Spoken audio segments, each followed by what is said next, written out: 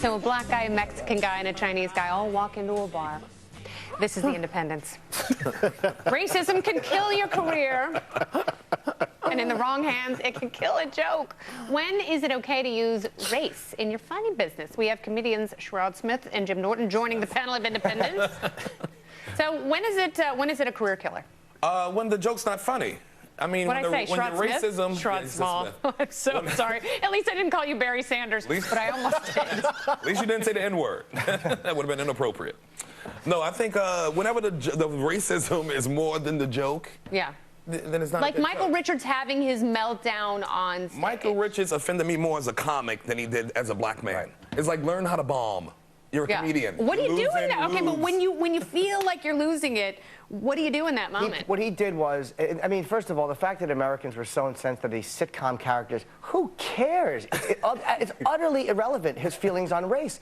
But he just went ballistic on a heckler. If they were a table of fat people, he would have been like, you fat pig! Fatty. He would have done that. And I'm not saying what he did came out as anger, and I think people can kind of sense when your intent is to be funny and when you're trying to be angry. And it's really hard to justify that. But the way the country reacted, oh, how could he? Oh, who cares? Can you talk a little bit, because it's genuinely fascinating, I think, like, comedy is made for talking about cultural stereotypes and stretching the envelope. I'm sure half a dozen of your favorite comics did exactly that, whether it's Richard Pryor or whoever. It's like the thing is, in a comedy club or a comedy situation, you have more room for error to talk about stuff. And like on TV and the mainstream, you don't have that room for error. Everybody who ain't gonna say the perfect thing when they talking about things. Well, like but you still want to get to it. You want to get to the perfect thing. So sometimes you say the wrong thing, and then somebody else say something, then you counteract, and then you get to something. Okay, no, Zach Galifianakis had a really funny joke where he used the N-word, and he's a white person.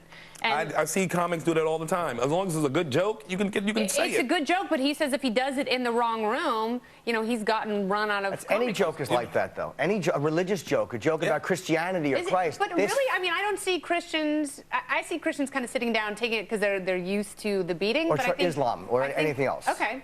Is that as heavily charged as race, particularly white on black racism? Yeah, the outrage is fake, and you can't respect the morality behind it because it's not true. It's inconsistent. Like, I'll be mad if he says it, but not if it's crap. So you have to address it all as crap. You can't respect it and go, oh God. Like Steve Martin sent out a tweet recently. The intent wasn't to be racist. Yeah, we've got the tweet right here. Yeah, it was harmless, and people got on him about it. I was like, can't you tell this guy's not a racist by his history and the people he does films with and the history he had with Richard Pryor? And come on. Can you make a joke? Yes. Like the same thing with the Paula Deen thing. It's like the N-word's not the problem. It's the thing, the feeling that you put behind it. It's like if you change the N-word to Steve's, instead of saying N-word, you say there's a bunch of Steves in here. Yeah. Then you're going to ban Steve?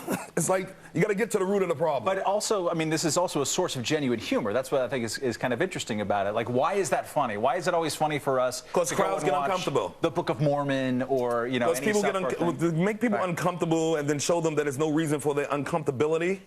At the end of it, it's like that's a blessing. It's like they're going to show you, it's like it's just a transformation. You get a transformation when you go see like Book of Mormon. You go in there not knowing what to expect, and then you get a point of view that's not yours, but it's entertaining and it's needed. And for some reason, people react to stand-up and the intent being humor. Like, nobody reads a Stephen King book and says, oh, my God, he killed a child. Steve, I'd like an apology. But for some reason, with comedy, they think that their input is like, hey, I didn't go for that. What about Quentin Tarantino? What about Quentin Tarantino exactly. getting heat for using the N-word or having his characters... In a book about, or a movie about slavery. Yeah, using the N-word. And he handled it. It wasn't just that, it was Pulp Fiction. And exactly how he should have handled it. He refused to apologize. He said it's ridiculous. He handled it exactly how he should have. He left it alone. He left it alone. That's exactly how he should have had it. You know what? You know, people should be more annoyed at the fact that Jennifer Lawrence beat the girl from 12 Years a Slave for Best Supporting Act. That type of like racism is really weird and subtle. It's not as obvious as just screaming the N-word into a bullhorn. You have any evidence that was racism? What's that? You have any evidence that was racism? No, but it just seems to me that there are. So it's strange. I've seen both films, so yeah, I think it just feels like. Do you think objectively, not the racism? 12 Years a Slave was better than her performance in much better, and it's not racism every year. Not racism. I think those posters had a little racism in it when they had Fassbender all big and then my man who played the slave all tiny in the corner. You guys, we got to wrap it up, but please come back. This is great. There are many more topics that you can chew on and spit out on the Independent. I live in a building, so I'll be here. I don't like to accuse things of being racist without backing it up. I think it was based not in racial hatred.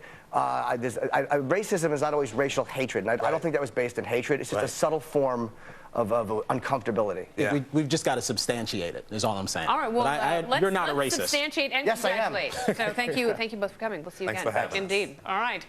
I deem you both racist, by the way. Accurately. You cannot have an immigration discussion without invoking the words of the mighty Lou Dobbs. Lou will be here next.